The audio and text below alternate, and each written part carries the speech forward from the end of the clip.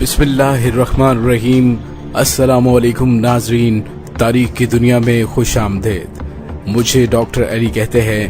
آج تاریخ کے جھروکوں سے ہم پاکستانی جہاز کو اغوا کرنے کی کوشش کرنے والے بھارتی دہشت گردوں اور پاکستانی جہاز کے کپتان کی دانشمندی کا وہ لازوال واقعہ لے کر حاضر ہوئے ہیں، جسے جان کر یقیناً آپ کا سر فخر سے بلند ہو جائے گا۔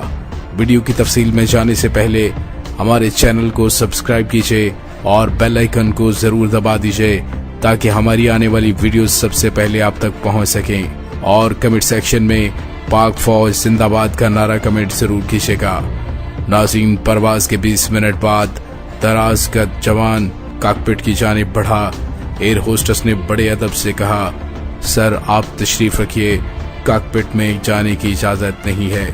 مگر خوبرو فضائی مہمان کو جواب دینے کی بجائے یہ نوجوان دھکا دیتے ہوئے کاکپٹ میں گھس گیا، اور ایئر ہوسٹس جو گرتے گرتے سنبھلی تھی، اس کی اوپر کی سانس اوپر اور نیچے کی نیچے رہ گئی۔ ناظرین، یہ سانسیں بھی آخری لگ رہی تھیں۔ ایک لمحے میں اس کا چہرہ خوف سے پسینے سے شرابور ہوا اور سرخ و سفید رنگ زرد پڑ گیا۔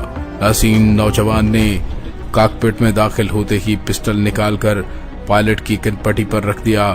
اسی دوران اس دہشت گرد کے 2 ساتھی بھی اٹھ کر کھڑے ہوئے اور پسٹل مسافروں پر تان لیے۔ ناظرین، یہ کوئی فلمی کہانی نہیں ہے، یہ پاکستان انٹرنیشنل ایئر لائن کی PK 554 پرواز تھی، اور یہ پاکستان میں 25 مئی 1998 کو اغوا ہونے والے مسافر جہاز کا ناقابل فراموش واقعہ ہے۔ ناظرین، جس میں ہر لمحہ ڈرامائی موڑ آتے رہے۔ PIA کا فوکر 27 تربت ایئرپورٹ سے اڑا، گوادر اور انٹرنیشنل ایئرپورٹ سے مزید مسافروں کو لے کر کراچی روانہ ہوا، اور اس میں 33 مسافر اور عملے کے 5 افراد سوار تھے۔ اسے 6:30 بجے کراچی پہنچنا تھا، مگر اب اس کی منزل کا فیصلہ ہائی جیکروں نے کرنا تھا۔ ناظرین، دہشت گرد کی انگلی ٹریگر پر تھی۔ اس نے کیپٹن عزیز کو حکم دیا، جہاز کراچی نہیں، انڈیا دہلی ایئرپورٹ پر جائے گا۔ دہشت گرد نے کیپٹن عزیز کو انڈیا سول ایویشن سے رابطہ کر کے اترنے کی اجازت مانگنے کو کہا۔ ناظرین، کیپٹن عزیر نے ایسا ہی کیا، اور ساتھ ہی جہاز کی سمت بھی تبدیل کر دی۔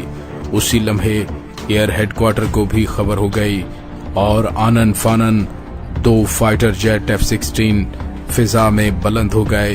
کیپٹن عزیر دہشت گردوں کے اناڑی پن کو بھانپ چکے تھے۔ دہشت گردوں کے کہنے پر کیپٹن عزیر نے دہلی ایئرپورٹ پر رابطہ کیا۔ وہ دراصل اپنے ہی ملک میں ہیڈ کوارٹر کے ساتھ رابطے میں تھے، جبکہ دہشت گردوں کو باور کروایا جا رہا تھا کہ دہلی ایئرپورٹ سے رابطہ ہے۔ ہیڈ کوارٹر میں حکام کی ارجنٹ میٹنگ میں ایکشن پلان بنایا گیا۔ ایکشن پلان میں فیصلہ یہ ہوا کہ فوکر کو حیدرآباد سندھ ایئرپورٹ پر اتارا جائے۔ ناظرین، کیپٹن عزیر نے دہشت گردوں کو بتایا کہ ہمارے پاس کافی ایندھن نہیں ہے جو ہمیں دہلی لے جا سکے، ہمیں قریبی ایئرپورٹ سے ایندھن اور خوراک لینی پڑے گی۔ ہائی جیکر ہر صورت جہاز دہلی لے جانا چاہتے تھے۔ ان کے پاس نقشہ تھا، اور وہ نقشہ دیکھتے ہوئے بھوج ایئرپورٹ کا ذکر کر رہے تھے۔ ان کی باتیں سن کر کیپٹن عزیر نے کہا کہ انڈیا کا بھوج ایئرپورٹ بہت قریب پڑتا ہے۔ دہشت گردوں نے اس تجویز سے اتفاق کر لیا۔ اب اگلا مرحلہ تھا بھوج ایئرپورٹ رابطہ کر کے اترنے کی اجازت لینا۔ ناظرین، کیپٹن عزیر نے وہاں رابطہ کرتے ہوئے بتایا کہ ہائی جیکر بھوج ایئرپورٹ پر اترنا چاہتے ہیں۔ جواب میں ٹھیٹھ ہندی میں ایئرپورٹ آفیسر نے کال ہینڈل کرنا شروع کر دی۔ دہشت گردوں نے اسے بتایا کہ وہ بلوچستان سے تعلق رکھتے ہیں، اور وہ حکومت پاکستان کے انڈیا کے مقابلے میں نیوکلیئر تجربے کرنے کے خلاف ہیں، اور اس ہائی جیک سے وہ پاکستانی حکومت پر دباؤ ڈالنا چاہتے ہیں کہ وہ ایٹمی تجربہ نہ کرے۔ ناظرین، تھوڑے انتظار کے بعد دوسری طرف بتایا گیا کہ پردھان منتری نے ان کو بھوج ایئرپورٹ پر لینڈ کرنے کی اجازت دے دی ہے، جس پر خوشی سے دہشت گردوں نے جے ہند اور جے ماتا کے نعرے لگانا شروع کر دیے۔ ناظرین، یہ سب کچھ حیدرآباد ایئرپورٹ کے ارد گرد فضا میں ہو رہا تھا۔ ہنگامی طور پر حیدرآباد ایئرپورٹ سے تمام جہاز ہٹا دیے گئے۔ پولیس فورس نے ایئرپورٹ کی جانب جانے والے تمام راستے بند کر دیے۔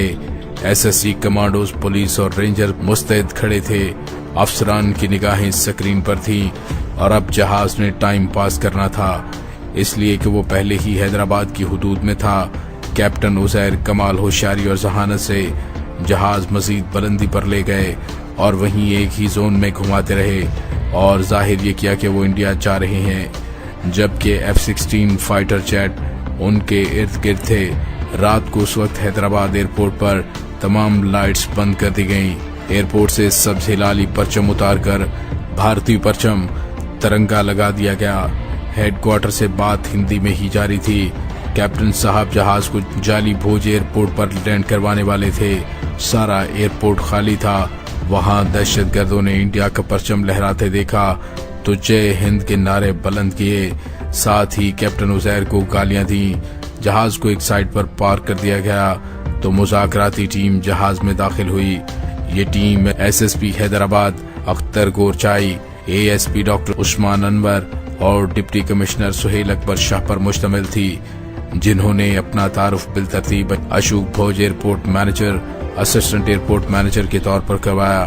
سہیل اکبر شاہ نے خود کو DC راجستھان ظاہر کیا۔ انہوں نے ہندی میں دہشت گردوں سے بات چیت کی، گویا یہ انڈیا تھا اور یہ بھوج ایئرپورٹ۔ دہشت گرد ایندھن اور خوراک چاہتے تھے، لیکن بات طویل ہوتی جا رہی تھی۔ تینوں اہلکاروں کا ہدف تھا کہ وہ جہاز کے اندر صورتحال کا جائزہ لیں، خاص طور پر وہ شخص جس نے جسم پر پیکٹ باندھ رکھے تھے، وہ ان کے ہتھیاروں کو بھی دیکھنا چاہتے تھے۔ ناظرین، اس ٹیم نے دہشت گردوں سے کہا کہ وہ عورتوں اور بچوں کو یہیں اتار کر دہلی چلے جائیں۔ یہ چونکہ دہشت گردوں کے ہمدرد تھے، اس لیے انہوں نے یہ بات مان لی۔ رات 11 بجے جہاز سے عورتیں اور بچے اترنا شروع ہوئے۔ ان مسافروں کے جہاز سے اترنے کی دیر تھی کہ جہاز کی چاروں جانب اندھیرے میں خاموشی سے رینگتے ہوئے پاک فوج کے کمانڈوز نے ایک ہی حلے میں تیزی کے ساتھ پہلے دوسرے دروازے پر اللہ اکبر کے نعرے کے ساتھ حملہ کیا۔ اللہ اکبر کے نعرے نے دہشت گردوں کو حیرت زدہ کر دیا۔ بدحواسی میں ایک دہشت گرد نے ڈپٹی کمشنر پر فائر کر دیا، تاہم نشانہ خطا ہو گیا۔ 2 منٹ کے اندر تینوں دہشت گردوں کو قابو کر کے باندھ دیا گیا۔ وہ حیران پریشان تھے کہ یہ بھوج ایئرپورٹ پر اللہ اکبر کہنے والے کہاں سے آ گئے۔ چیف کمانڈو نے آگے بڑھ کر زمین پر بندھے ہوئے دہشت گردوں کی طرف جھکتے ہوئے ان کی حیرت زدہ آنکھوں میں دیکھ کر مسکراتے ہوئے کہا، welcome to Pakistan. Captain Uzair بڑے سکون سے بیٹھے ساری صورتحال دیکھ رہے تھے۔ پھر وہ اپنا بیگ اٹھاتے ہوئے دہشت گردوں کے قریب سے مسکراتے ہوئے جہاز سے اتر گئے۔ ناظرین، حواس بحال رہیں تو کیپٹن عزیر جیسے کارنامے انجام دینا ناممکن نہیں ہے۔ اس واقعے کے ہیرو کیپٹن عزیر کو اعزازی میڈل دیے گئے۔ ان دنوں سندھ میں معین الدین حیدر گورنر تھے۔ انہوں نے پولیس کے لیے خصوصی اعزازات کی سفارش کی۔ ناظرین، 17 سال بعد 2015 کو تینوں دہشت گردوں کو 28 مئی کو سزائے موت دے دی گئی۔ یہ وہی دن ہے جب ایٹمی دھماکوں کی یاد میں پاکستانی قوم کے ایٹمی قوت بننے کی سالگرہ منائی جاتی ہے۔ میرا سلام میرے وطن کے ہیروز کے نام۔ پاک فوج زندہ باد، پاکستان پائندہ باد۔